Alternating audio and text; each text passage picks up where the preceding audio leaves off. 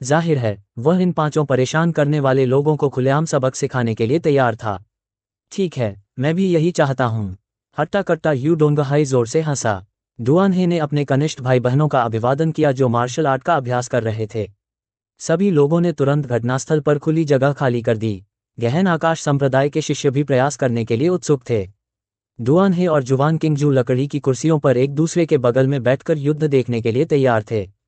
Duan हे ने जुवान किंगजू की ओर मुठ्ठियां तनी और कहा, हम स्वाभाविक रूप से स्वर्गीय गहन संप्रदाय की उत्कृष्ट चालों की प्रशंसा करते हैं। पहले भी कई लड़ाइयां हो चुकी हैं। इस बार मैं गहन आकाश संप्रदाय के बाहर एक संप्रदाय के साथ एक अच्छा मुकाबला करना चाहता हूं। मुझे आश्चर्य है कि एल्डर किंगजू क्या सोचते हैं। जुवान किंगजू जानती थी कि डुआन हे अर्जुन और अन्य लोगों के लिए चीजों को मुश्किल बनाने की कोशिश कर रहा था, लेकिन उसने कुछ नहीं कहा और केवल सिर हिलाया। जब तक जुवान किंगजू अर्जुन और अन्य लोगों के लिए परेशानी पैदा करने की पहल नहीं करता, तब तक अर्जुन आश्चर्यचकित रहेगा। 500 से अधिक स्वर्गीय गहन संप्रदाय के शिष्यों ने कंधे से कंधा मिलाकर अर्जुन और अन्य लोगों का उपहास किया तथा उन्हें मौके पर ही मूर्ख बनते देखने की तैयारी की। यू डोंगहाई ने अर्जुन से कहा, अगर ये पांचों दोस्त स्टार गिल्ड के विशेषज्ञों को नहीं हरा सकते तो तुरंत आत्मसमर्पण कर दें। खुद को चोट न पहुंचाएं ताकि अगले सामान्य मैच में देरी न हो।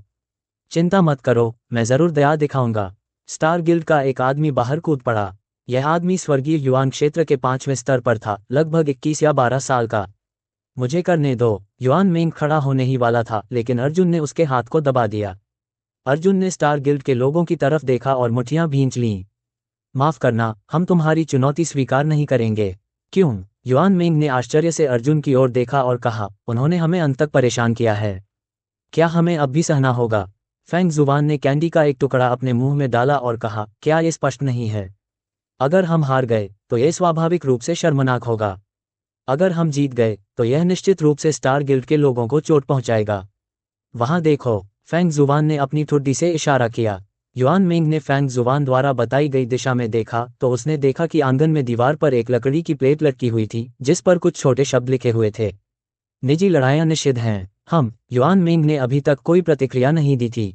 फेंग जुवान ने कहा, उनके स्टार गिल्ड के अपने शिष्य मार्शल आर्ट में प्रतिस्पर्धा करते हैं। इसे स्पैरिंग कहते हैं। अगर हम लड़ते हैं तो हमारा स्वभाव एक निजी लड़ाई में बदल जाएगा। जब तक हम स्टार गिल्ड के किसी भी शिष्य को घायल नहीं करते, हम पांचों उनके द्वारा कैद कर लिए जाएंगे। फेंग जुवान ने युआन मेंग को धार्मिकता की नज़र से देखा, जिसका मतलब था कि अर्जुन समझ गया, लेकिन आप अभी भी नहीं समझे। ये तथाकथित प्रतिस्पर्धा केवल एक जाल थी। अध्याय 752। डुआन को एहसास हो गया कि उसकी योजना सफल हो चुकी है, इसलिए उसने खुद को उलझाना जारी नहीं रखा। जुवान किंगजू ने ताली बजाए और कहा, हर कोई पहले से ही जानता है कि संप्रदाय रैंकिंग टूर्नामेंट का दूसरा चरण स्थिति टूर्नामेंट है। ये राक्षसों का शिकार करने में स्टार गिल्ड की सहायता करने के लिए है। जहां तक राक्षसों का शिकार करने के अवसर की बात है, वह आपको अपनी इच्छानुसार नहीं मिलेगा, इसलिए आपको अगले कुछ दिनों तक धैर्यपूर्वक प्रतीक्षा करनी होगी। जब समय आएगा, मैं स्वाभाविक रूप से आपके लिए इसकी व्यवस्था कर दूंगा। डुआन ने उत्तर दिया, मुझे यकीन है कि हर कोई राक्षसों से परिचित नहीं है।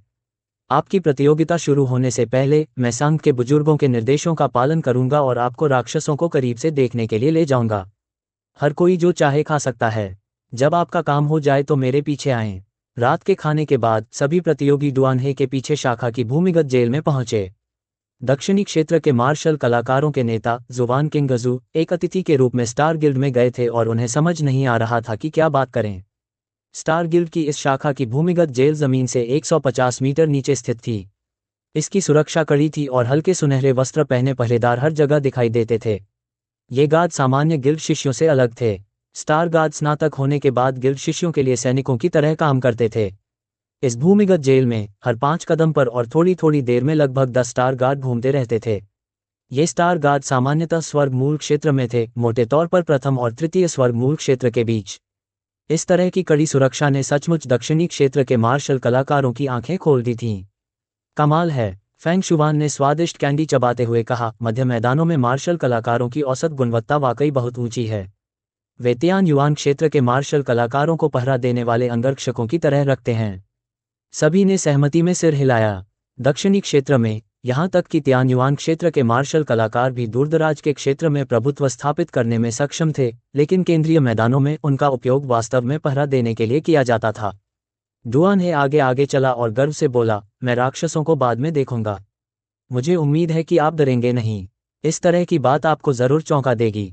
ये सुनकर सभी के दिल दहल उठे। क्या राक्षस वाकई इतना शक्तिशाली है?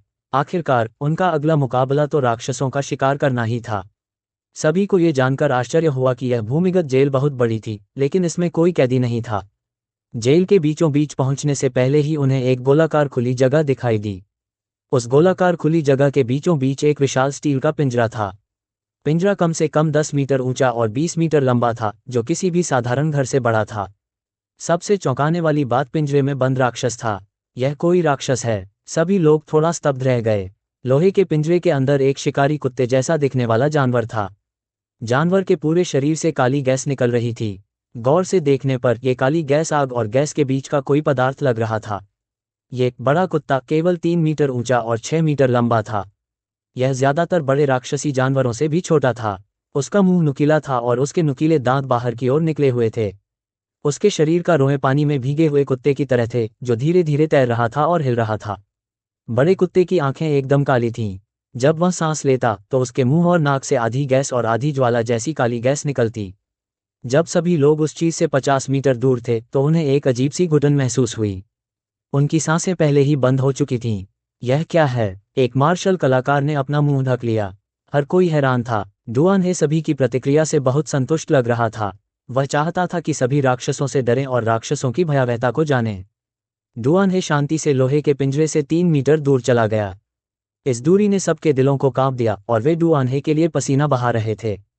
वरिष्ठ भाई, आप, वह दूरी बहुत खतरनाक है।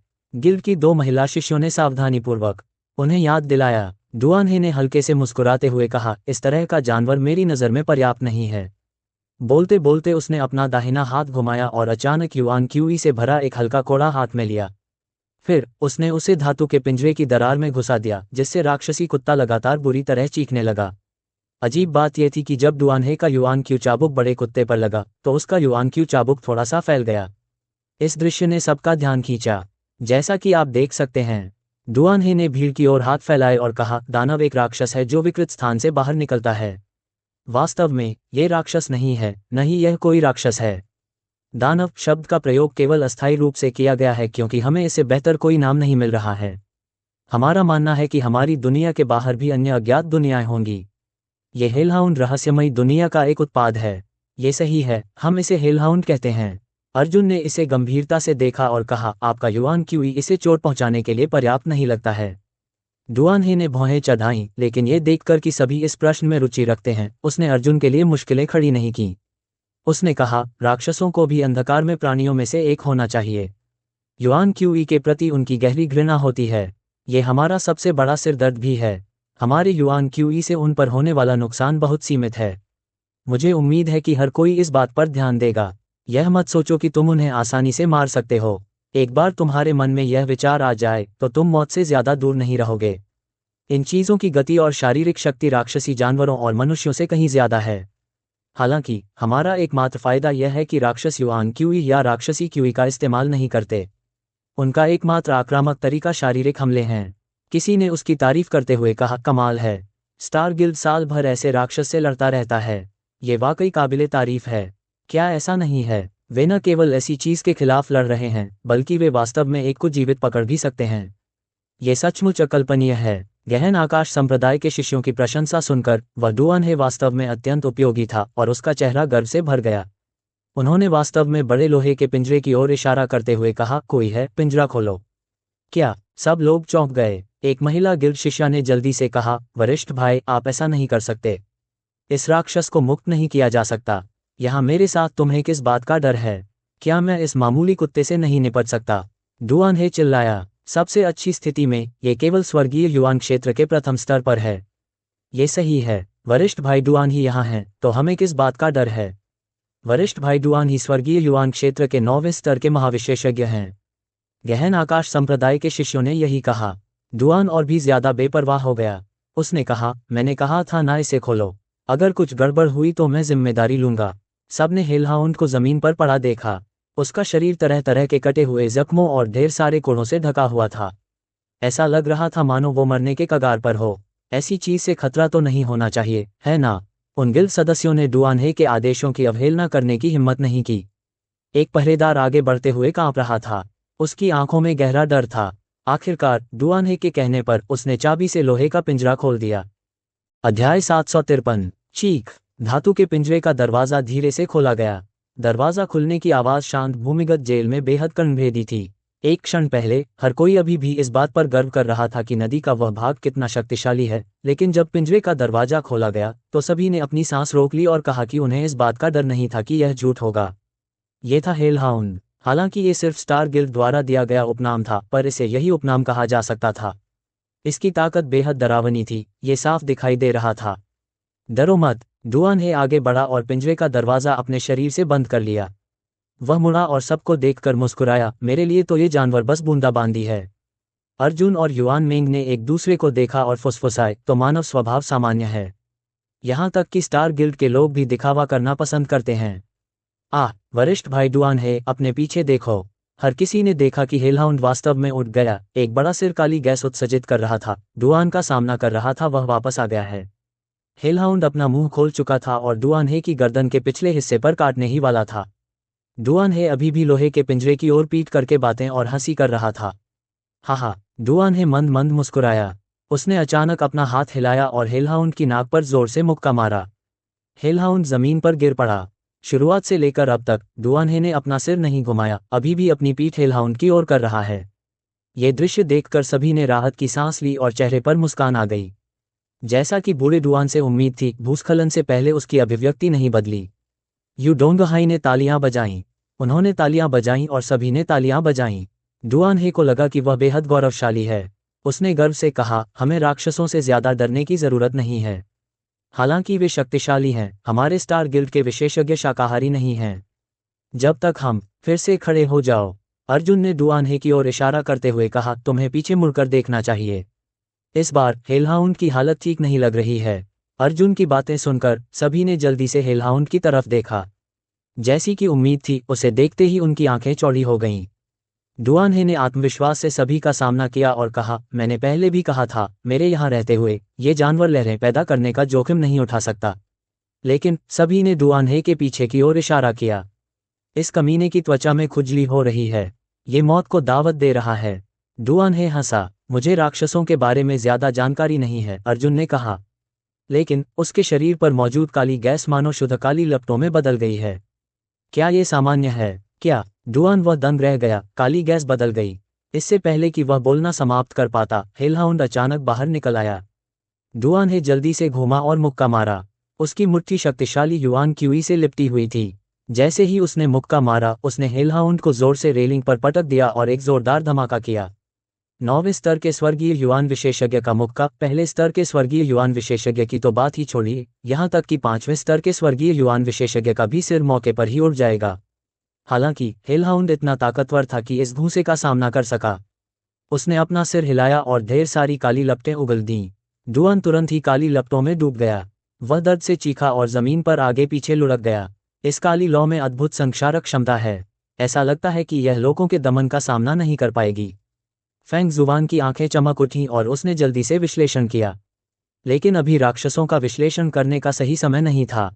राजसी डुआनहे पहले ही जमीन पर लोटपोट हो चुका था और बुरी तरह चीख रहा था, और हेलहाउंड भी बाहर झपट पड़ा था।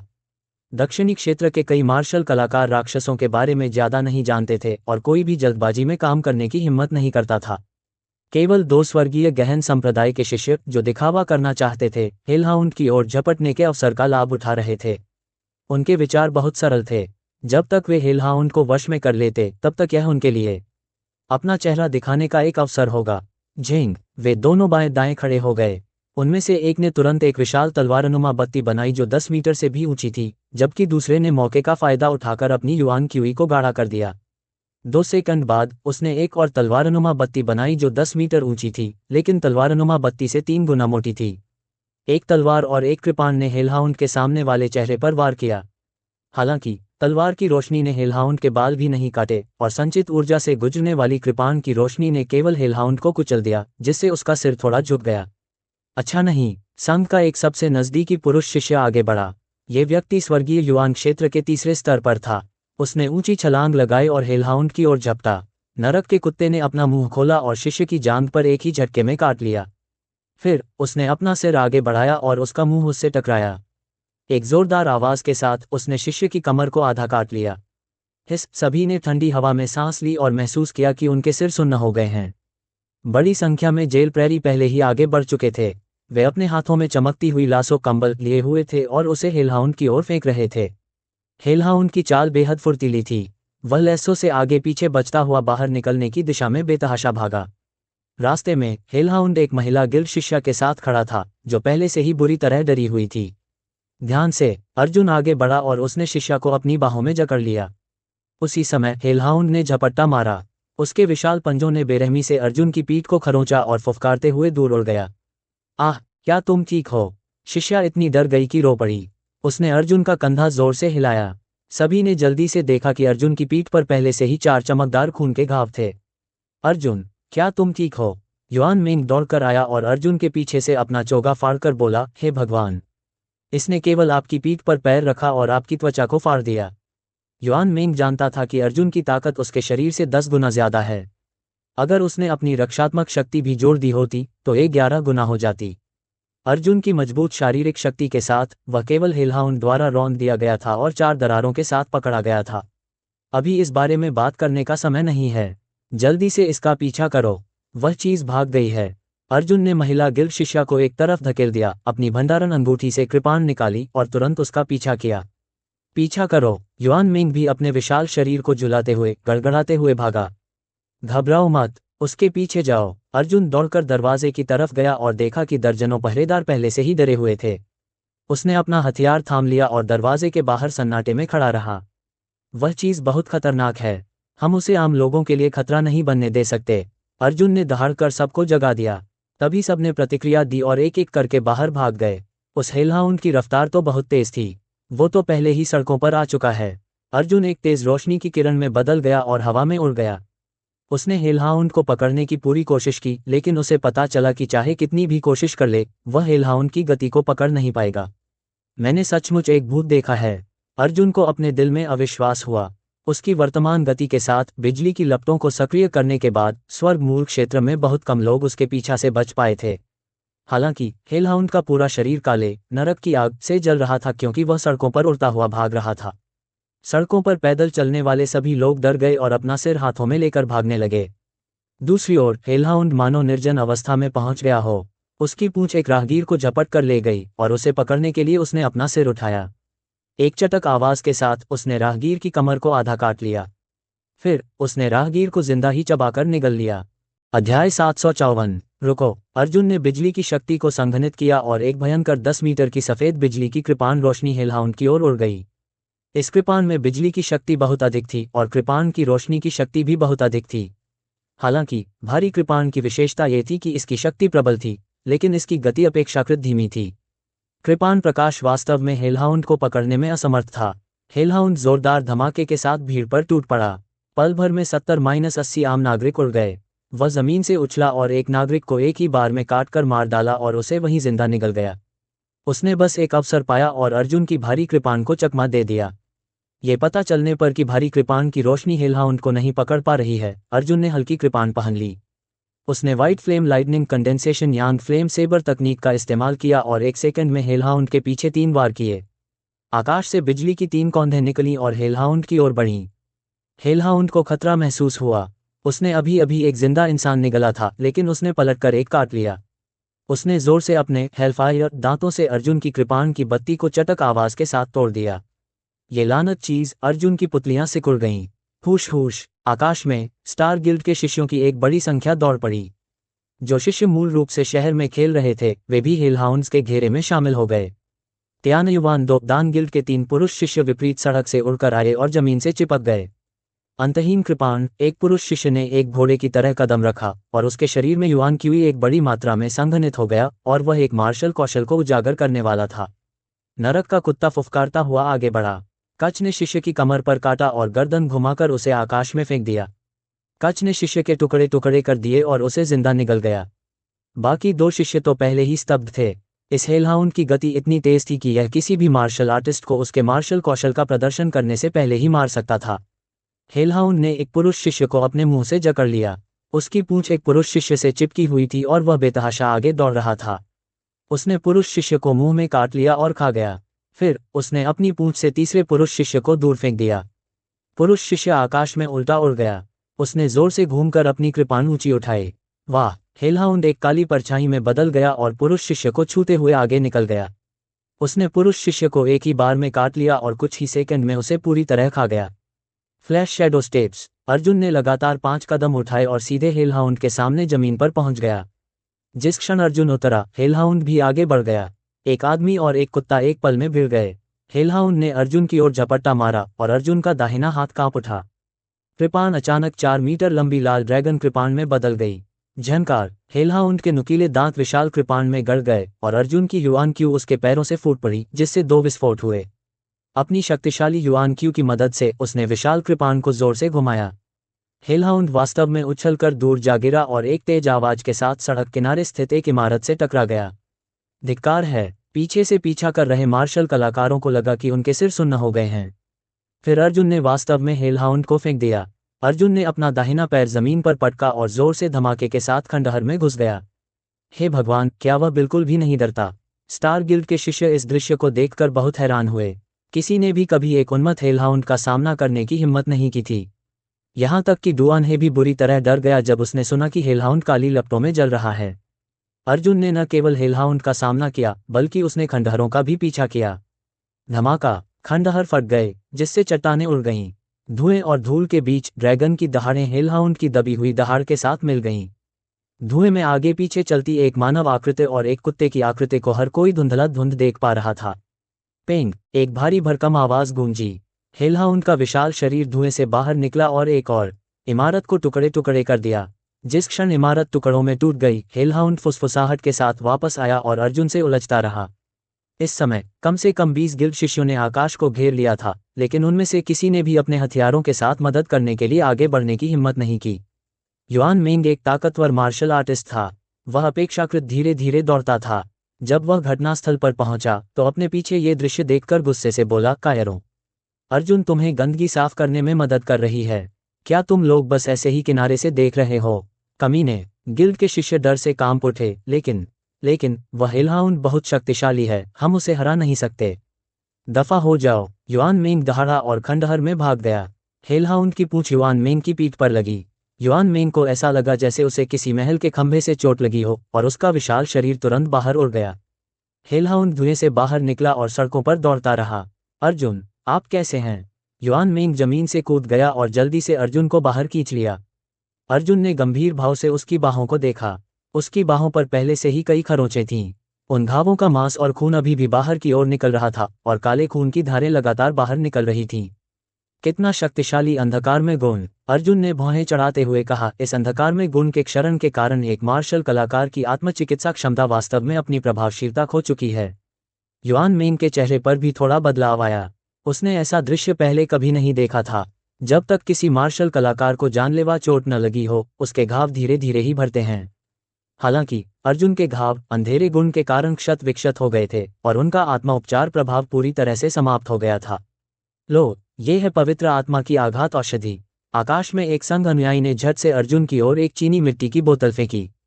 इस तरह की घाव की औषधि विशेष रूप से गहरे घावों के लिए होती है। अर्जुन ने बोतल का कॉर्क निकाला और घाव पर दूध या सफेद मरहम लगाया। हालांकि उसका घाव ठीक नहीं हुआ और न ही उसमें संक्रमण जारी रहा। इससे घाव तो ठीक नहीं होगा, लेकिन यह आपके संक्रमण को और बिगड़ने से रोकेगा। जब तक शिष्य अभी भी समझाना चाहता था, लेकिन अर्जुन ने पहले ही अपनी कृपाण पकड़ ली थी और हेलहाउंड का पीछा करते हुए फुसफुसाते हुए बाहर निकल गया था। अर्जुन को स्टार गिल्ड के बारे में अच्छी राय नहीं थी, नहीं वह उससे नफरत करता था। स्टार गिल्ड की मदद के लिए अपनी जान जोखिम में डालने की उसकी कोई वजह नहीं थी। हालांकि वह खुद को शांत नहीं रख सकता था, क्योंकि इससे स्टार गिल्ड को नहीं, बल्कि आम लोगों को नुकसान हो रहा था। आगे चौड़ी सड़क पर गिल्ड के लगभग 1 दर्जन अनुयायी पहले से ही सड़क के उस पार खड़े थे। हेलहाउंड्स का सामना करते हुए वे सभी जल्दी से चकमा देकर सड़क के दोनों ओर खड़े हो गए। जहां तक हेलहाउंड का प्रश्न है, वह 10 से अधिक शिष्यों की भीड़ के बीच से अकड़कर निकल गया। अर्जुन दौड़कर आया और गुस्से से बोला, क्या तुम इसे जाने दोगे? दर्जन भर शिष्यों के चेहरे पीले पड़ गए। उनमें से एक ने बनावटी मुस्कान के साथ कहा, नहीं नहीं, कोई बात नहीं, हमने मदद के लिए पुकारा है। 10 मिनट के अंदर ही स्वर्गीय स्काय क्षेत्र से एक वरिष्ठ भाई दौड़कर आ गया। 10 मिनट, लानत है! क्या तुम जानते हो कि ये 10 मिनट में कितने लोगों को मार सकता है? अर्जुन ने गुस्से से कहा। लेकिन हम मरना नहीं चाहते। गिल्ड के लगभग 1 दर्जन शिष्यों ने स्वाभाविक रूप से कहा, अगर तुम्हें पता है कि तुम मुझे हरा नहीं सकते तो तुम ऐसा निरर्थक बलिदान क्यों दे रहे हो? इसका कोई मतलब नहीं है। ठीक है, ठीक है, ठीक है। तुम सब मौत से डरते हो, मैं नहीं। अर्जुन ने अपना पैर पटका और उसके पैरों के नीचे फट गया। उसका शरीर तीव्र प्रकाश की किरण में बदल गया और उसका पीछा करता रहा। अध्याय 755। शहर के ऊपर दक्षिणी डोमेन के 6 बाघ एक दूसरे से कंधा मिलाकर खड़े थे और पर्याप्त ऊंचाई पर हेलहाउंड का ठिकाना स्पष्ट रूप से देख सकते थे।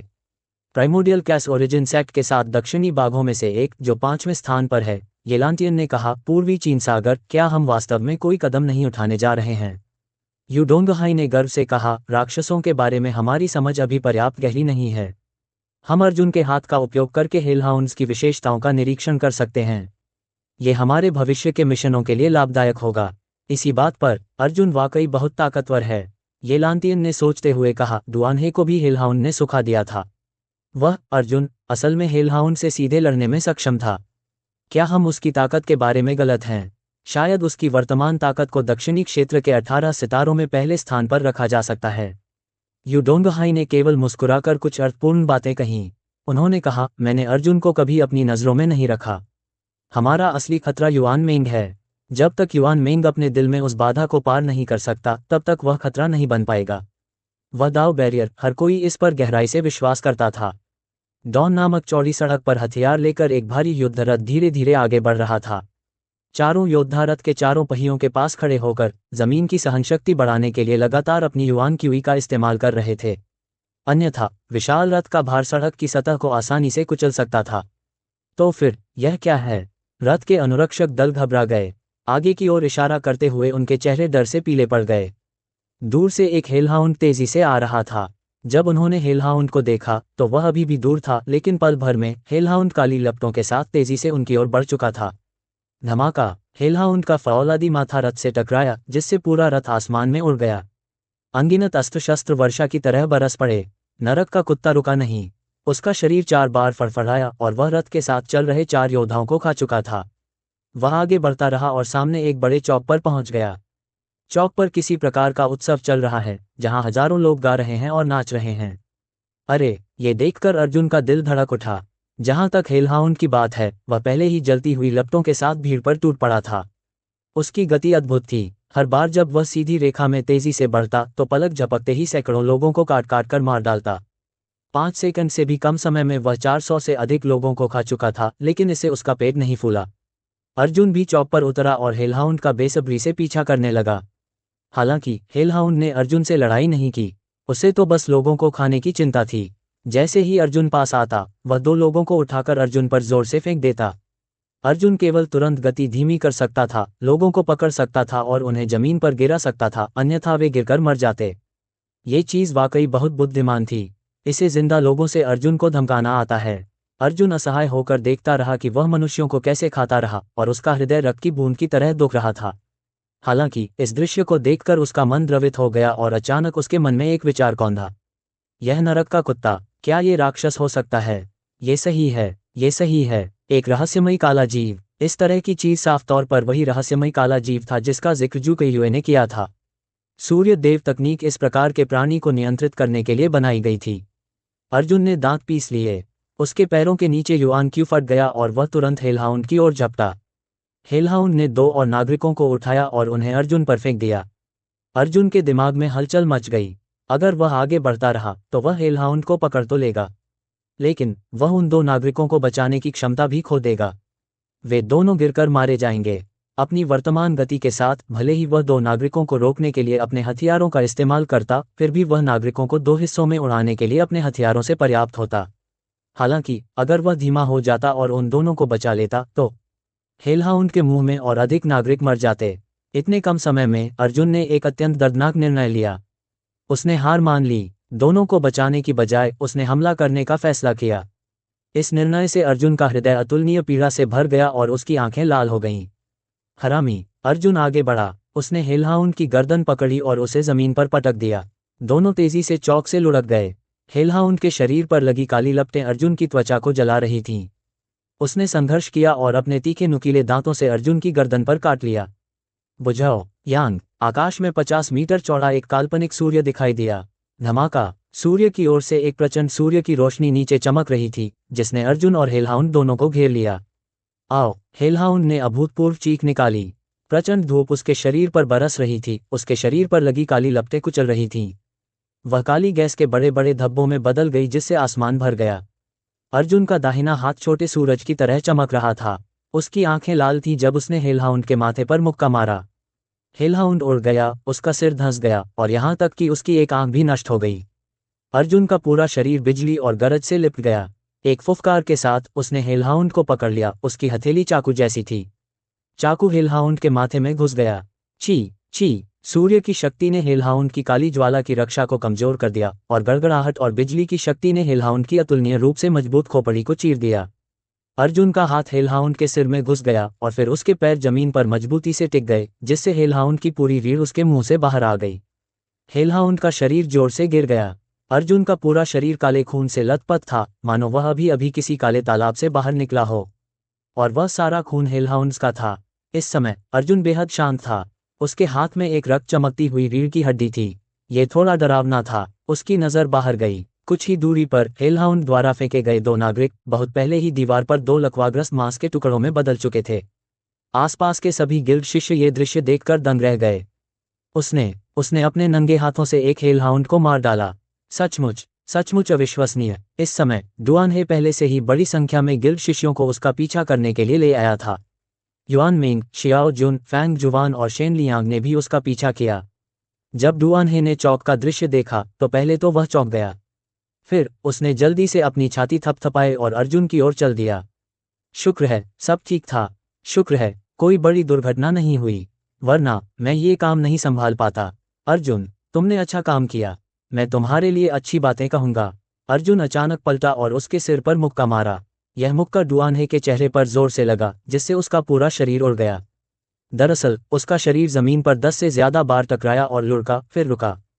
सौभाग्य से अर्जुन ने अपनी मुट्ठियां भींच लीं। उसकी आंखों से लगभग खून बह रहा था। उसने चौक में बुरी तरह मर रहे लोगों की ओर इशारा किया और चिल्लाया, सौभाग्य से तुम इसे कहते हो? अपने पूर्वज को भाड़ में जाओ। अर्जुन की आंखें लाल हो गईं और वह नदी की ओर दौड़ पड़ा। अर्जुन। युआन मिंग जल्दी से दौड़ा और अर्जुन की कमर को गले लगा लिया। शांत हो जाओ, तुम्हें शांत होने की जरूरत है। अध्याय 756। दृश्य शांत हो गया। किसी ने भी यह उम्मीद नहीं की थी कि अर्जुन जैसा एक छोटा सा दक्षिणी डोमेन मार्शल कलाकार वास्तव में स्टार गिल्ड के किसी व्यक्ति पर हमला करने की हिम्मत करेगा। अर्जुन, शांत हो जाओ।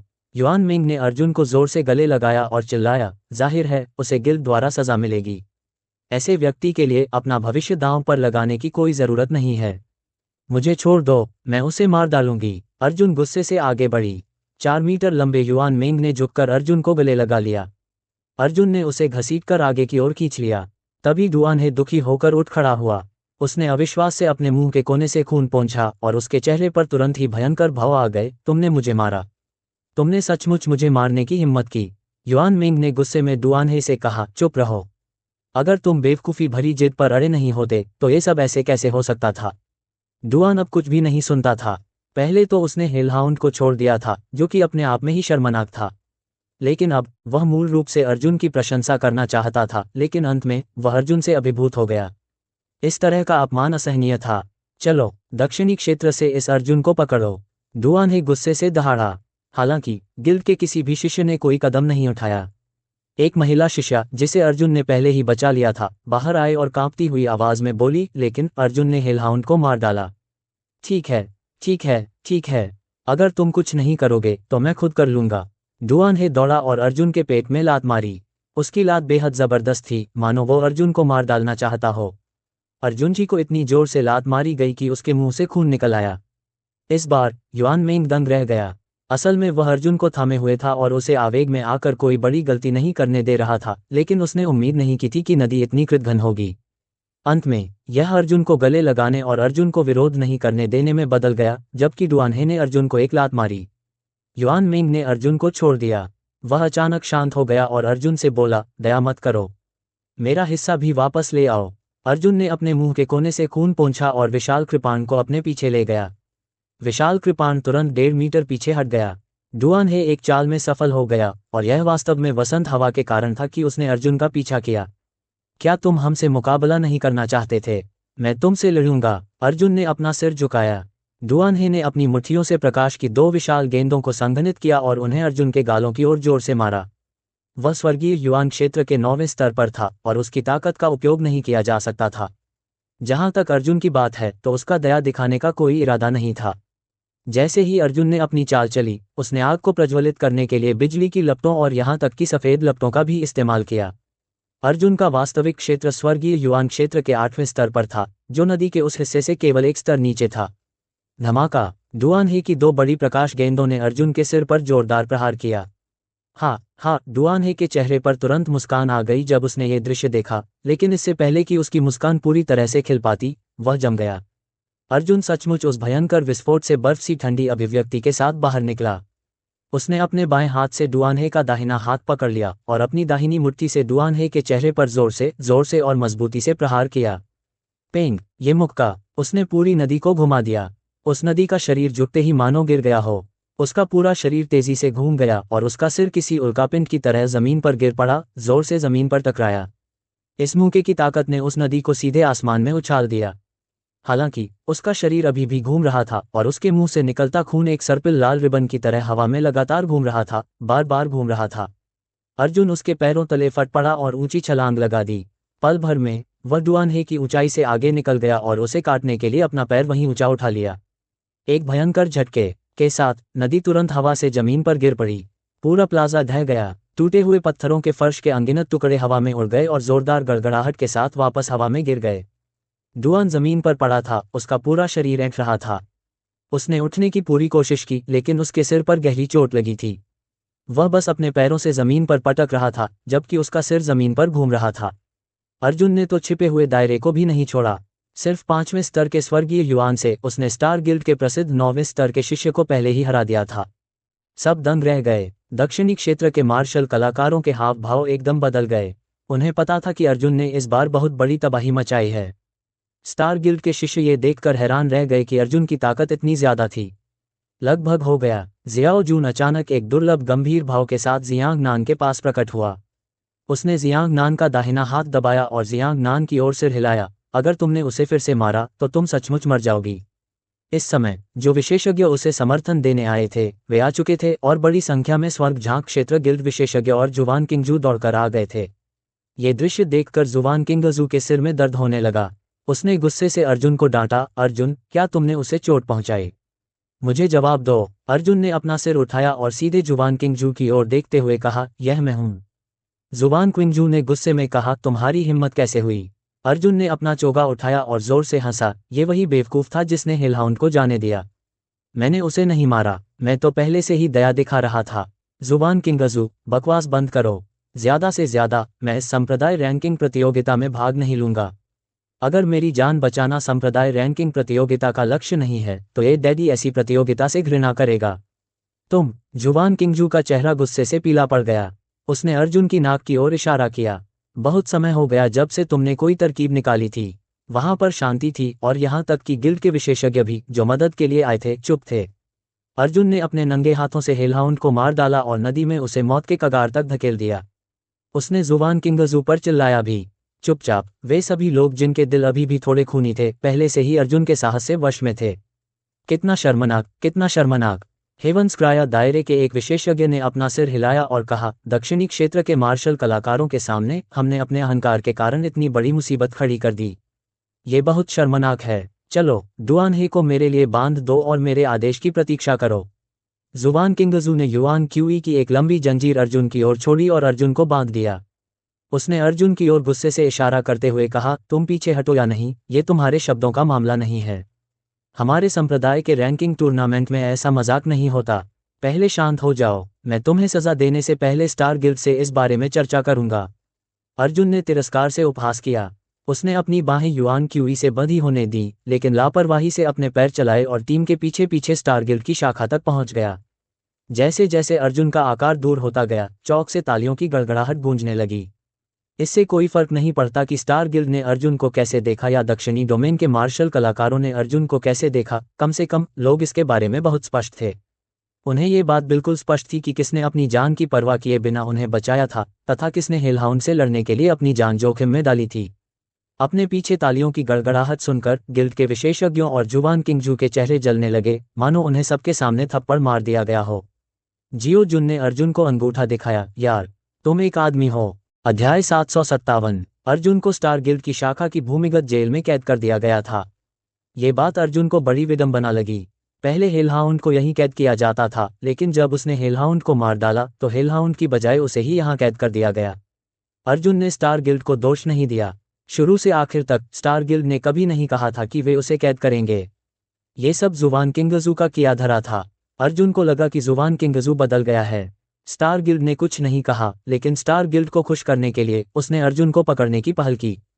एक व्यक्ति के रूप में उसे कुछ आत्मसम्मान रखना था और जुवान किंगजू के कार्य स्पष्ट रूप से स्टार गिल्ड के साथ पक्षपात करने की कोशिश कर रहे थे, जिससे अर्जुन को बहुत घृणा महसूस हुई। 3 दिन बाद युआन मिंग और शियाओ जुन अर्जुन से मिलने भूमिगत जेल में आए। युआन मिंग ने शराब का जग पकड़ा और अर्जुन को थमा दिया।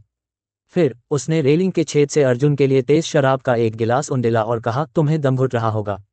अर्जुन ने एक घूंट लिया और गिलास आगे बढ़ा दिया। बाहर कैसा चल रहा है? मुझे कब तक बंद रखेंगे?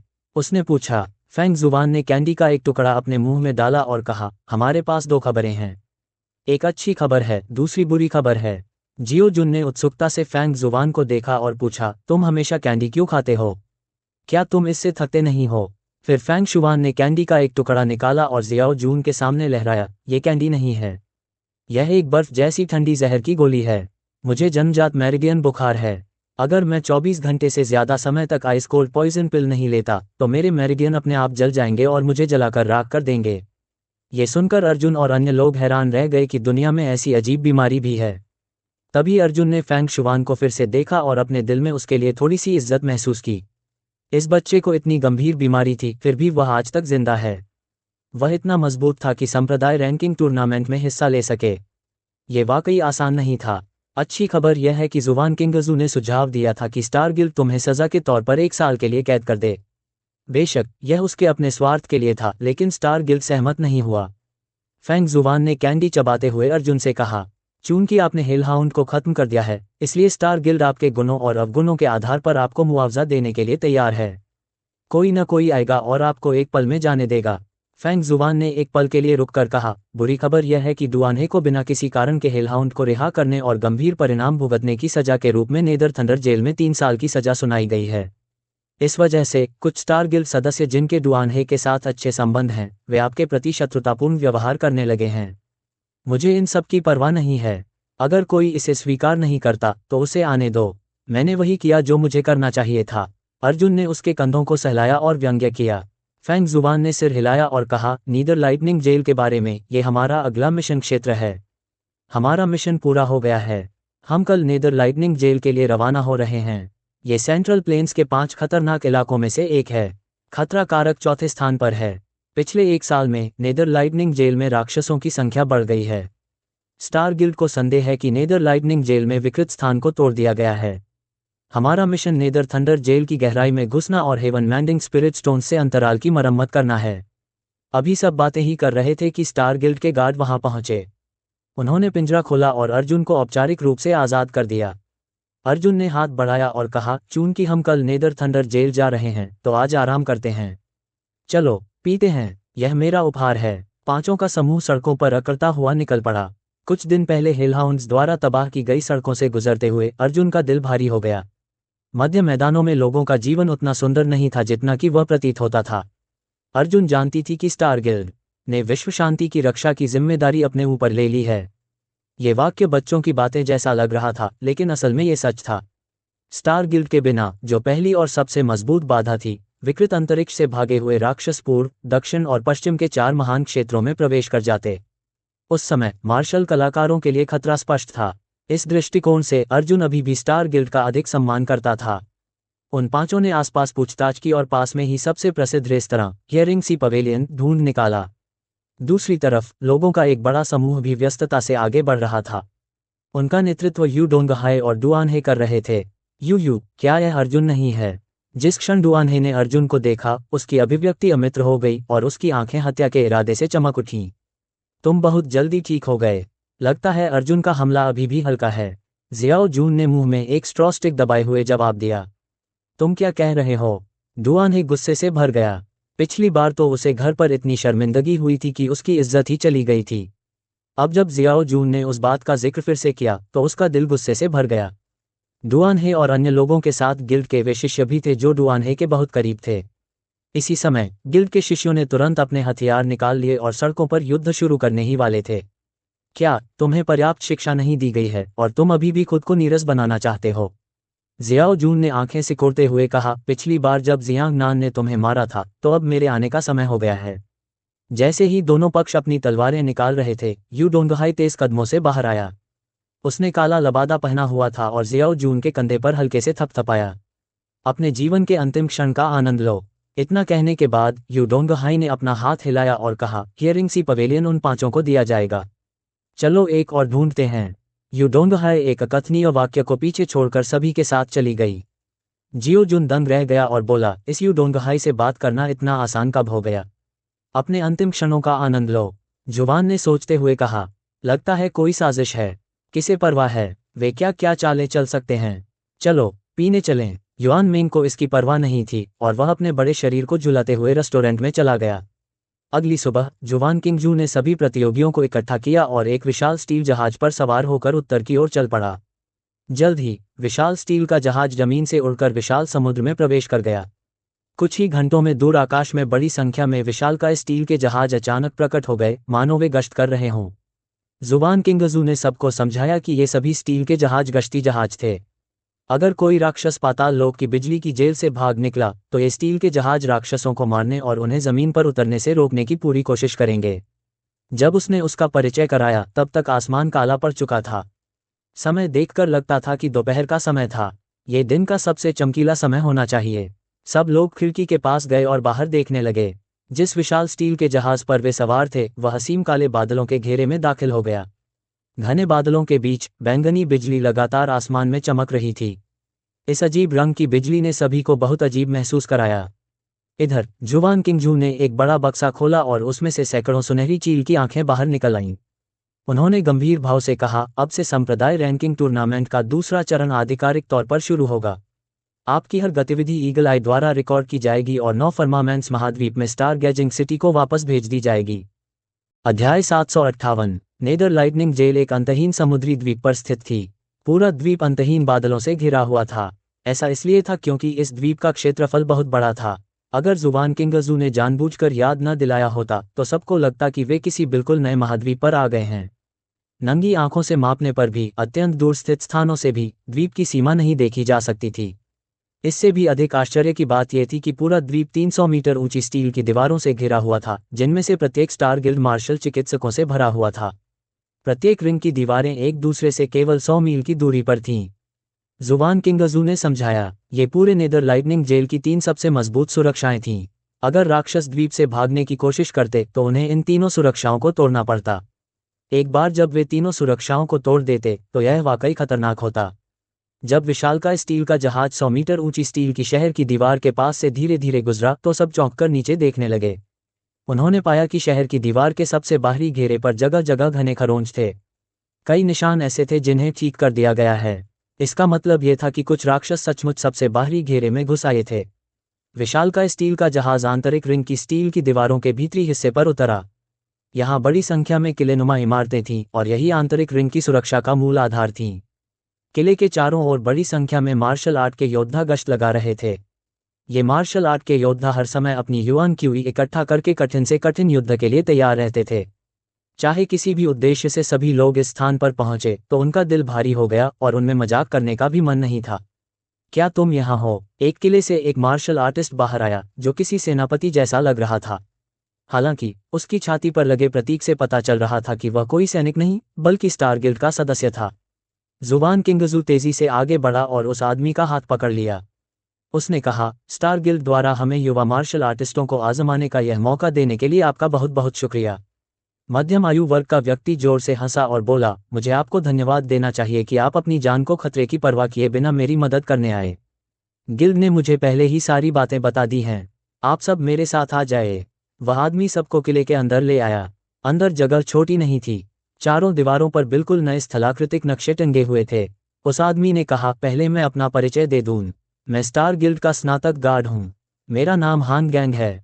मैं मध्य स्तरीय जनरलों में से एक हूँ जो नेदर लाइटनिंग जेल के 72 संतरियों की सुरक्षा के लिए जिम्मेदार है। हॉर्न गैंग ने दीवार पर लगे एक नक्शे की ओर इशारा करते हुए कहा, स्थान की विकृति के कारण ये द्वीप जटिल और परिवर्तनशील है। हर 3 महीने में पूरे नेदर लाइटनिंग जेल के परिदृश्य में जमीन आसमान का बदलाव आएगा। ये सुनकर सब लोग थोड़े अचंभित हुए। क्या द्वीप का भूभाग अपने आप बदल जाएगा? कोई आश्चर्य नहीं कि इतने सारे नक्शे हैं। वे बहुत नए दिखते हैं, फैंग जुबान ने सोचते हुए कहा। हॉर्न गैंग ने कहा, पिछले 9 महीनों में नेदर लाइटनिंग जेल से ज्यादा राक्षस भाग निकले हैं। हमें संदेह है कि विकृत स्थान का एक हिस्सा टूट गया है। दरार का पता लगाने के लिए हमने 6 महीने तक कड़ी मेहनत की और कुल 155 स्थानिक दरारों को खोजने के लिए 1000 से अधिक वीर मार्शल कलाकारों का बलिदान दिया। इतना, सभी ने ठंडी सांस ली। हॉर्न गैंग ने सिर हिलाया और कहा, आपके अनुरोध के अनुसार मैंने आपको मिशन लक्ष्य के रूप में 115 दरारें सौंपी हैं। हॉर्न गैंग ने लापरवाही से लाल झंडे को मानचित्र में फेंक दिया और कहा, प्रत्येक झंडा एक स्थानिक दरार पर स्थित है। पिछली बार हमें स्थानिक दरार 2 महीने और 23 दिन पहले मिली थी, इसलिए इसे ठीक करने के लिए आपके पास केवल 6 से 7 दिन हैं। अन्यथा नेदर लाइटनिंग जेल फिर से भूभाग बदल देगी। समय कीमती है। मुझे उम्मीद है कि हर कोई इसे गंभीरता से लेगा। यदि इस मरम्मत में देरी हुई तो मुझे आश्चर्य है कि इस द्वीप पर और कितने वीर मार्शल कलाकार हमेशा के लिए दफन हो जाएंगे। हॉर्न गैंग ने अपने अधीनस्थों को एक बड़ा बक्सा लाने का आदेश दिया और कहा, बड़े किंगजू, ये स्वर्ग सुधार आत्मा पत्थर है। मैं बाकी आप पर छोड़ता हूँ। जुबान किंगजू ने बॉक्स खोला और उसके अंदर से तुरंत एक हल्की ऑर्किड रंग की रोशनी चमक उठी। स्वर्ग सुधारक आत्मा पत्थरों से भरा एक बड़ा बक्सा सबके सामने प्रकट हुआ। ये स्वर्ग सुधारक आत्मा पत्थर षटकोणीय थे, शटल के आकार के। ये पारदर्शी ऑर्किड रंग के थे, कुल 115 टुकड़े। उसने कहा, प्रत्येक स्वर्ग सुधारक आत्मा रत्न अत्यंत मूल्यवान है। यदि मैं तुम्हें बेच भी दूं तो भी वह स्वर्ग सुधारक आत्मा रत्न के बराबर भी नहीं है। इसलिए मेरा एक अनुरोध है, चाहे कुछ भी हो जाए, मैं तुम्हारे हाथों में पड़े स्वर्ग सुधारक आत्मा रत्नों को नुकसान नहीं पहुंचा सकती। जुबान किंगजू ने एक स्वर्ग सुधारक आत्मा रत्न निकाला और उसे यूडोंगहाई को सौंप दिया। उसने कहा, स्वर्ग सुधारक आत्मा रत्न को एक मार्शल कलाकार की युआन क्यूई से सक्रिय किया जाना चाहिए। जब आपको स्थानिक दरार दिखाई दे तो आपको बस स्वर्ग सुधारक आत्मा रत्न में आध्यात्मिक ऊर्जा डालनी होगी और उसे दरार में फेंकना होगा। अंत में हम ये निर्धारित करेंगे कि किस दरार की मरम्मत की गई थी जो आध्यात्मिक ऊर्जा से भरी गई थी। सभी ने समझकर सिर हिलाया। जुबान किंगजू ने कहा, अब मैं आपको प्रतियोगिता के नियम बताता हूँ। इस बार लगभग 600 लोग परिस्थितिजन्य प्रतियोगिता में भाग ले रहे हैं। अंत में उनमें से आधे बाहर हो जाएंगे। इसके साथ ही चुनौती देने वाले पक्ष और चुनौती देने वालों को मिशन की स्थिति के अनुसार 115 स्थानिक दरारें वितरित की जाएंगी। चुनौती देने वाले पक्ष को 110 स्थानिक दरारें सहन करनी होंगी, जबकि चुनौती देने वाले पक्ष को 5 स्थानिक दरारें सहन करनी होंगी। यह अनुचित है, शेन लियांग ने भौहें चढ़ाते हुए कहा, आप लोग 500 से ज्यादा हैं। औसतन आप में से हर 5 को काम पूरा करने के लिए बस एक दरार की मरम्मत करनी होगी। हम केवल 5 लोग हैं। औसतन हम में से प्रत्येक को एक दरार की मरम्मत करनी होती है। जुबान किंगजू ने शेन लियांग की ओर उदासीनता से देखा और कहा, आपको ऐसा ही सोचना चाहिए। हमने 110 दरारें झेलीं जबकि आपने केवल 5 झेलीं। ये किसके साथ अन्याय है? छोड़ो, मैं उसके बारे में कुछ नहीं कह सकती। अर्जुन ने शेन लियांग की आस्तीन खींचकर उसे इस मामले पर बहस बंद करने का संकेत दिया। जुबान किंगजू ने आगे बढ़ने से पहले एक पल के लिए रुककर कहा, एलिमिनेशन विधि बहुत सरल है। आप सभी अपनी टीम बना सकते हैं और टीम का नाम मेरे पास पंजीकृत करा सकते हैं। हम शीर्ष 60 टीमों को आगे बढ़ने वाली टीमों के रूप में लेंगे। शेष टीमें बाहर हो जाएंगी, चाहे वे पूरी हो या नहीं। ठीक है, अब एक मुफ्त टीम बनाने का समय आ गया है। आप चर्चा कर सकते हैं कि आप किसके साथ टीम बनाना चाहते हैं और पंजीकरण के लिए मेरे घर आ सकते हैं। जुबान किंगजू मेज के पीछे बैठ गया और लकड़ी की मेज पर एक स्क्रॉल रख दिया। हमें क्या करना चाहिए? हमें एक साथ काम करना चाहिए या अलग अलग? जियो जुन ने पूछा। अर्जुन ने कहा, अलग अलग कार्य करना सबसे अच्छा है। क्या ये बुरा नहीं है? युआन मिंग ने कहा। फैंग जुबान ने कैंडी का एक टुकड़ा अपने मुंह में डाला और कहा, मैं अर्जुन की विधि से सहमत हूँ। हम 5 को 5 स्थानिक दरारें साझा करनी होंगी। अगर हम एक साथ काम करते हैं तो हालांकि सुरक्षा कारक बढ़ जाएगा, समय की खपत भी बहुत बढ़ जाएगी। यदि हम अंत में 5 मिशन पूरे करने में असफल रहे तो हम सभी पांचों को बाहर कर दिया जाएगा। अगर हम अलग हो जाते हैं तो हमें इसकी चिंता नहीं करनी होगी। जब तक हम अंतर को पाट लेते हैं, हम गारंटी दे सकते हैं कि कम से कम एक व्यक्ति आगे बढ़ेगा। अध्याय 759। तो फिर इसे इस तरह से करते हैं। अर्जुन ने सभी से परामर्श किया और वे सभी मिशन को स्वीकार करने के इस तरीके पर सहमत हो गए। इसके बाद वे पांचों आगे आए और अपनी अपनी टीमों का नाम अपने अपने नाम से दर्ज करवाया। अपनी अपनी टीमों के कप्तान होने के नाते वे अकेले ही उस स्थानिक दरार को भरने के लिए निकल पड़े। चुनौती देने वाला पक्ष बहुत सरल था। उन्होंने 5-5 टीमें बनाईं और अंततः 110 टीमें बना लीं। ये ध्यान देने योग्य बात है कि दक्षिणी क्षेत्र के 6 टाइगर्स ने भी अलग अलग टीमें बनाने का फैसला किया। वे एक साथ नहीं थे। जुबान किंगजू ने समय घड़ी पर नजर डाली और कहा, समय किसी का इंतजार नहीं करता। हमारे पास अभी भी लगभग 6 से 7 दिन बाकी हैं। सभी लोग जल्दी करो और निकल पड़ो। इस अवधि के दौरान ईगल आई हमेशा आपका अनुसरण करेगी और आपकी विशिष्ट गतिविधियों को रिकॉर्ड करेगी। सभी लोग तुरंत किले से बाहर चले गए। किले के बाहर हॉर्न गैंग ने पहले से ही सभी के लिए मजबूत शराब तैयार कर रखी थी। जब सभी ने शराब सुखा ली तो हॉर्न गैंग ने कहा, मेरे पास राक्षसों के बारे में कुछ सरल जानकारी है। मैं आपको पहले ही उनसे परिचित करा देता हूँ। फिलहाल राक्षसों को 2 स्तरों में विभाजित किया गया है, दुष्वप्न और नरक। दुष्वप्न स्तर के दानव, काली गैस आपके शरीर के चारों ओर लिपटी हुई है। ये गैस लोगों को हल्की से लेकर भारी घुटन का एहसास करा सकती है। आप इसके जितना करीब जाएंगे, घुटन उतनी ही ज्यादा होगी। आमतौर पर नरक स्तर के राक्षस दुष्वप्न स्तर के राक्षसों के समान दिखते हैं, लेकिन जब वे क्रोधित होते हैं तो उनके शरीर पर मौजूद काली गैस नरक की आग में बदल जाती है और उनकी युद्ध शक्ति दुष्वप्न स्तर के राक्षसों की तुलना में 3 से 10 गुना अधिक होती है। यदि गलती से आपका सामना नरक स्तर के किसी राक्षस से हो जाए तो आपको बस एक शब्द याद रखना है, भागो। हर किसी का दिल धड़क उठा और वे उस हेलहाउंड के बारे में सोचने से खुद को नहीं रोक सके जिसे अर्जुन ने अपने नंगे हाथों से मार डाला था। ठीक है योद्धाओं, चलो। हॉर्न गैंग ने हाथ हिलाया। सभी लोग तुरंत काली परछाइयों में बदल गए और द्वीप की गहराई में फैल गए। उनके पीछे सभी के वीरतापूर्ण आगे बढ़ने के लिए बजते सींगों की आवाज सुनाई दे रही थी। इस अलग थलग द्वीप का भूभाग जटिल था। पहाड़, नदियां और घने आदिम जंगल में कई जहरीले धुएं भरे हुए थे। न केवल दृश्यता कम थी, बल्कि दिशा का पता लगाने के तरीके भी बहुत कम थे। आसमान में बिजली चमकी और गरज के साथ बारिश हुई। बैंगनी रंग की बिजली की अजीबोगरीब धारियां आसमान में चमक उठीं और आदिम जंगल को रोशन कर दिया। 100 मील तक दौड़ने के बाद अर्जुन और अन्य लोगों ने अलग होने का फैसला किया।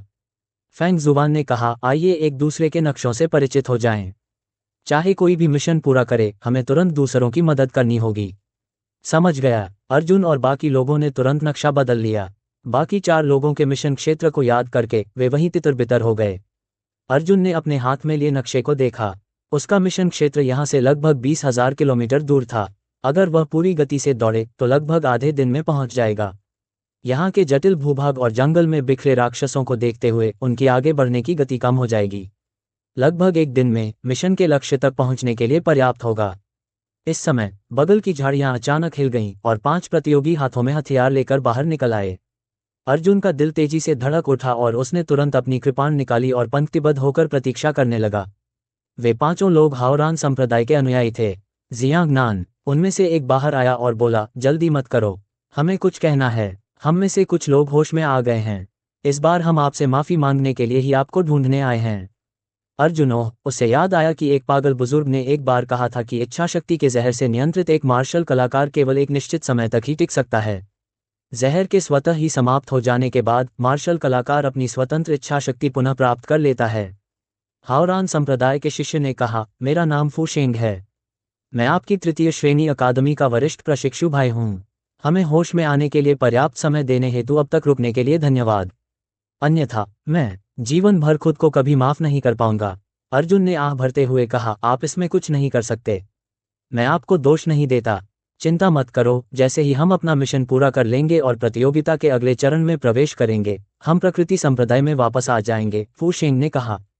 अर्जुन, कृपया बाहर मत जाओ। अर्जुन ने अपनी मुट्ठियां भींच लीं और कहा, तुम भी अपना ख्याल रखना, अलविदा। दोनों समूह तुरंत अलग हो गए और अपने अपने मिशन पर चले गए। अर्जुन ने मन ही मन सोचा, उन शिष्यों के अलावा जिन्होंने पहले ही अर्धदैत्य शरीर की साधना कर ली थी और जो स्वतः ठीक नहीं हो पा रहे थे, 300 से भी कम शिष्य बचे थे जो इच्छा विष के वश में थे। उन्हें अपनी स्वतंत्र इच्छा वापस पाने में लगभग उतना ही समय लगना चाहिए। इस समय तक ज्यादा लोग अपनी आज़ादी वापस पाने लगे होंगे। सौभाग्य से आदित्य की लाश पूरी तरह से उसके द्वारा अवशोषित कर ली गई थी। उसने सिर उठाकर आसमान की तरफ देखा। अगर वह इस तरह की भूतिया जगह में उड़ता तो सबसे साफ निशाने पर वही होता। आदिम जंगल में बिखरे राक्षस जरूर खुद को खोज लेते, और अगर वह और ऊंची उड़ान भरता तो क्या होता। ऊंचे आकाश में ये काले बादल थे जो पूरे वर्ष भर कभी नहीं छंटते थे, और बैंगनी बिजली की चमक विशेष रूप से स्पष्ट थी। अगर हम बादलों में उड़ें, अर्जुन बुदबुदाया। वह भी सोच ही रहा था कि अचानक उसे पता चला कि उसके सामने आसमान में 5 छोटे काले बिंदु प्रकट हो गए हैं। कोई सचमुच उड़ गया। अर्जुन की पुतलियां सिकुड़ गईं। 5 प्रतियोगी तेजी से काले बादलों में उड़ गए। हालांकि लगभग उसी समय वे 5 प्राकृतिक बिजली आकर्षित करने वाले बन गए। अचानक घनी बैंगनी बिजली की धारियां दिखाई देने लगीं। गड़गड़ाहट गड़गड़ाहट गड़गड़ाहट। अजीब बैंगनी बिजली एक विशाल बिजली के जाल में गुंथ गई, जिससे 5 प्रतियोगी चकनाचूर हो गए। वे 5 स्वर्ग मूल क्षेत्र के विशेषज्ञ थे। वे एक सांस भी नहीं टिक पाए थे कि उनके टूटे हुए अंग बादलों से गिर पड़े। कोई आश्चर्य नहीं कि शहर की दीवार इतनी प्रभावशाली है। अर्जुन ने अपनी मुट्ठियां भींच लीं। आसमान में चमकती बैंगनी बिजली एक प्राकृतिक अवरोध थी। राक्षस निश्चित रूप से बैंगनी बिजली के प्रहारों का सामना नहीं कर पाएंगे। वे आकाश से बच नहीं पाएंगे। अगर वे जमीन से बच भी गए तो बाढ़ उन्हें रोक देगी। तो यही सच था। पर्पल थंडर दिलचस्प है, मैं इसे आजमाना चाहता हूं। अर्जुन ने एक गहरी सांस ली। उसका शरीर जमीन से ऊपर उठा और एक फुसफुसाहट के साथ वह बादलों में जा गिरा। जैसे ही वह बादलों में दाखिल हुआ, काले बादलों से बैंगनी बिजली की तरह अनगिनत तंबू सभी दिशाओं में प्रकट हुए, जो अर्जुन के शरीर से चिपक गए। गड़गड़ाहट। बैंगनी बिजली अर्जुन के शरीर से चिपक गई, जिससे विस्फोटों की एक श्रृंखला निकली, जिससे एक छोटा बादल रहित क्षेत्र चमकदार बैंगनी प्रकाश से भर गया। बिल्कुल, मैं इसे संभाल सकता हूँ। अर्जुन बहुत खुश हुआ। ये विशेष बैंगनी बिजली के बोल्ट, बिजली के झटके और जलने की शक्ति असाधारण नहीं थी, लेकिन उनमें आश्चर्यजनक भेदन शक्ति थी। चाहे किसी मार्शल कलाकार का शरीर कितना भी मजबूत क्यों न हो, इन बैंगनी बिजली के बोल्टों से मारे जाने के बाद उनके शरीर सीधे बिजली के बोल्टों से काट जाएंगे। जहां तक अर्जुन के 9 थंडर रूपांतरणों, उसकी दिव्य ग्रेड लाइटनिंग मेरिडियन प्रतिभा और उसके पहले से ही शक्तिशाली लाइटनिंग प्रतिरोध विशेषता का सवाल है, उसे वास्तव में पर्पल लाइटनिंग से कोई खतरा नहीं था। बिजली के उन झटकों से उसके शरीर में हल्की सुन्नता महसूस हुई। दूसरी ओर हॉकाई ने अर्जुन का बादलों में पीछा करने की हिम्मत नहीं की। वह बस बादलों के नीचे उड़ता रहा, बादलों में अर्जुन की धुंधली आकृति को रोशन करता रहा। ये बहुत बढ़िया है। अर्जुन ने अपनी मुट्ठियां भींच लीं और चिल्लाया, मैं न केवल यह मैच जीतना चाहता हूं, बल्कि इसे जीतने के लिए अपनी सबसे तेज गति का उपयोग भी करना चाहता हूं। अध्याय 760। अर्जुन काले बादलों के बीच बेतहाशा उड़ने लगा। जैसे ही वह उड़ रहा था, उसके चारों ओर काले बादल लगातार बैंगनी बिजली की किरणें छोड़ रहे थे, जो उसके शरीर से चिपकी हुई थीं और उसका पीछा कर रही थीं। वे बैंगनी बिजली के बोल्ट केवल घने थे, जैसे आकाश और पृथ्वी को ढकने वाला एक विशाल मकड़ी का जाल हवा में चल रहा हो, और अर्जुन मकड़ी के जाल के केंद्र में मकड़ी थी। ये दृश्य अत्यंत चौंकाने वाला था। नेदर थंडर जेल में तैनात गिल्ड गार्डों सहित सभी लोगों ने अपने चेहरों पर गहरे सदमे के भाव के साथ आसमान की ओर देखा। काले बादल एक के बाद एक फटते गए। जहां भी विस्फोट हुआ, आधे आसमान पर चमकीला बैंगनी रंग दिखाई दिया। हे भगवान, कोई सचमुच बादलों में उड़ रहा है। हान गैंग ने एक कुंज खड़ा किया और दूर तक देखा। दूर का दृश्य देखकर उसकी आंखें चौड़ी हो गईं। दक्षिणी क्षेत्र के मार्शल कलाकारों में सचमुच एक बहुत शक्तिशाली व्यक्ति है। जहां तक प्रतियोगिता में भाग लेने वाले शिष्यों का प्रश्न था, वे सभी दूर देखने के लिए अपना सिर ऊपर उठा रहे थे। अरे, जियाओ जुन ने अपने मुंह में एक घास की छड़ी पकड़ी और हंसते हुए कहा, जियांग नान शायद पूरी दुनिया में एकमात्र व्यक्ति है जो ऐसा कर सकता है ना? लगता है वह पहले होंगे। अयो, यह क्या है? आगे के धुंधलके में एक सुंदर आकृति बाहर निकली। जियो जुन को तुरंत ऐसा लगा जैसे उस पर बिजली गिर गई हो और उसका पूरा शरीर अकड़ गया। वह एक राक्षसी आकृति वाली औरत थी। उसकी छाती और जांघों पर चमकदार काले शल्कों की एक परत थी और उसकी आंखों में बिल्लियों की तरह पतली पुतलियां थीं। वे चटक पीले रंग की थीं। विशेषकर यह महिला, उसके शरीर से अभी भी एक हल्की काली आभा निकल रही थी। जियाओ जून के मुंह में लगी छड़ी जमीन पर गिर पड़ी। वह हक्का बक्का रह गया और बोला, राक्षसों में तो असल में इंसानी शक्ल वाले राक्षस भी होते हैं। हे भगवान, वे कितने सुंदर होते हैं। मैं प्यार में पड़ गया। जियो जून अचानक गायब हो गया। जब वह वापस आया तो वह पहले से ही महिला राक्षस के पास था। उसने स्नेहपूर्वक राक्षसी के कंधे पर थपथपाया और कहा, प्रिय, क्या तुम खाना खाना चाहोगी? राक्षसी का चेहरा भावहीन था, उसका मुंह थोड़ा खुला हुआ था। एक पल में एक रक्तलाल जीभ अचानक बाहर निकली और जियाओ जून की गर्दन में लिपट गई। जीभ अभी भी हल्की काली गैस से भरी हुई थी, इतनी कि जियो जून का चेहरा भी काली गैस से ढक गया था। जियाओ जून के चेहरे पर दर्द था। उसने अपनी जीभ गर्दन पर कसकर पकड़ ली और खांसते हुए बोला, मैं खांसी खांसी, मुझे पता है कि मैं बहुत लापरवाह हूँ। खांसी, लेकिन अगर तुम मानने को तैयार नहीं भी हो तो भी तुम मुझे नहीं मारोगी। सुंदरी, खांसी। जियाओ जून की दाहिनी उंगलियां तलवार में विलीन हो गईं। उसकी उंगली के एक वार से राक्षसी की जीभ तुरंत आधी कट गई। ओह ओह, अच्छा बनो, रो मत। जियो जुन ने सावधानी से अपनी टूटी हुई जीभ की रक्षा की और कहा, बड़े भाई इसे एक पल में आपसे जोड़ देंगे। लेकिन आपको बड़े भाई से वादा करना होगा, आप नहीं कर सकते। राक्षसी ने अचानक अपना शरीर अर्पित कर दिया। उसके शरीर पर मौजूद काली गैस अचानक फूट पड़ी। उसने एक धीमी दहाड़ मारी और उसका शरीर एक ड्रम में बदल गया जो जियाओ जून की छाती पर फट गया। जियाओ जून अभी भी अपने शब्दों से राक्षसों को चिढ़ा रहा था। इस बार वह अचानक कहीं जा गिरा और लगातार दर्जनों प्राचीन पेड़ों को चकनाचूर कर दिया।